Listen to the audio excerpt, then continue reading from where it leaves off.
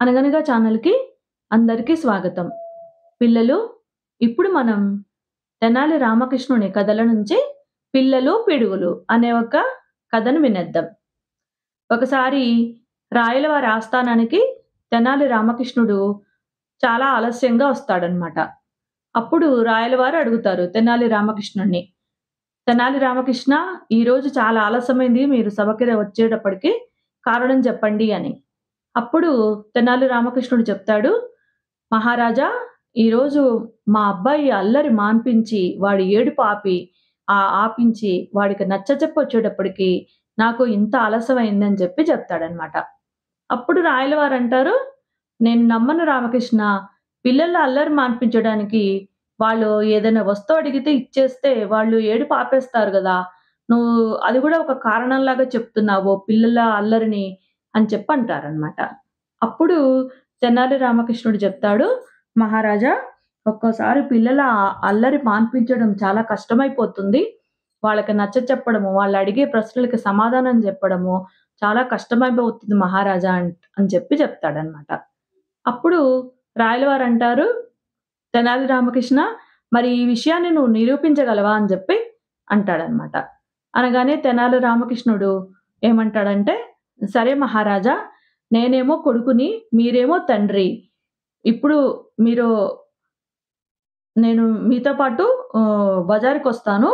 అప్పుడు మీకే అర్థమవుతుంది పిల్ల అల్లరనేది ఎలా ఉంటుందో" అని చెప్పి చెప్తాడనమాట. సరే అని ఈ పిల్లవాడి పాత్రలోనేమో ఈ తెనాలి రామకృష్ణుడు, ఈ పిల్లవాడి తండ్రి పాత్రలోనేమో రాయలవారన్నమాట. అట్లా ఇద్దరు బజారుకొస్తారు. ఇంకప్పుడు పిల్లవాడిలాగా తెనాలి రామకృష్ణ అల్లరి చేస్తూ ఉంటాడనమాట. ఆ షా అక్కడ కనిపించిన షాపులో కొనిపెట్టమని అడుగుతూ ఉంటాడు. తెనాలి రామకృష్ణుడు అడగంగానే రాయలవారు ఓసి ఇంతే గదా!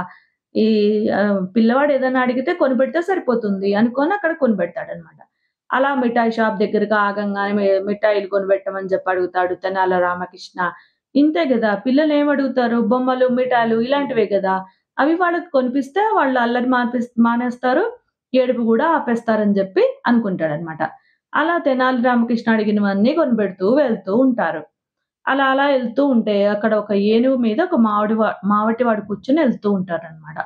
అప్పుడు తెనాలి రామకృష్ణుడు ఆ ఏనుగుని చూపించి, "మహారాజా, నేను ఆ ఏనుగు మీదకి స్వారీ చేస్తానని" జెప్పి అంటాడనమాట. అనగంగానే, సరే పిల్లవాడు ముచ్చట పడితే ఏనుగు ఎక్కిస్తే సరిపోతుంది అని తెనాలి రామకృష్ణుడిని ఆ ఏనుగు మీద ఎక్కిస్తారనమాట. అలా కొంత దూరం వచ్చాక కిందకి దిగుతాడు. అప్పుడు ఈ తెనాలి రామకృష్ణుడు ఏమడుగుతాడంటే, "మహారాజా, నాకు ఆ ఏనుగు కొనిపెట్టమని" చెప్పి అడుగుతారనమాట. అనగంగానే, సరే మనదేముంది, ఏనుగు కొనగలం గదా అనుకోని ఆ ఏనుగుని కొంత డబ్బిచ్చి ఆ ఏనుగుని కొనిపెడతారనమాట ఈ తెనాలి రామకృష్ణుడికి.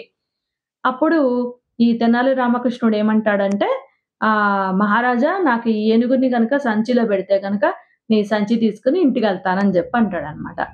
ఇనగంగానే మరంత పెద్ద ఏనుగుని సంచిలో పెట్టలేం గదా! అంటే పిల్లల అల్లరి, వాళ్ళ ఆళ్ళు అడిగే కోరికలు అలా ఉంటాయి అసాధ్యంగా అని జెప్పి రాయలవారికి అర్థం అవ్వడానికి అలా జెప్తాడనమాట. ఇంకా రాయలవారికి అర్థమవుతుంది. ఇంకప్పుడు ఈ తెనాలి రామకృష్ణుని చతురతను మెచ్చుకొని ఇంకా కొంత బహుమానం ఇచ్చి పంపిస్తారనమాట. ఎందుకంటే విషయము తనకి అర్థమయ్యేలాగా చెప్పాడు గాబట్టి. పిల్లల అల్లరి అలా ఉంటుంది ఒక్కోసారనమాట. కథ కంచికి మనమింటికి.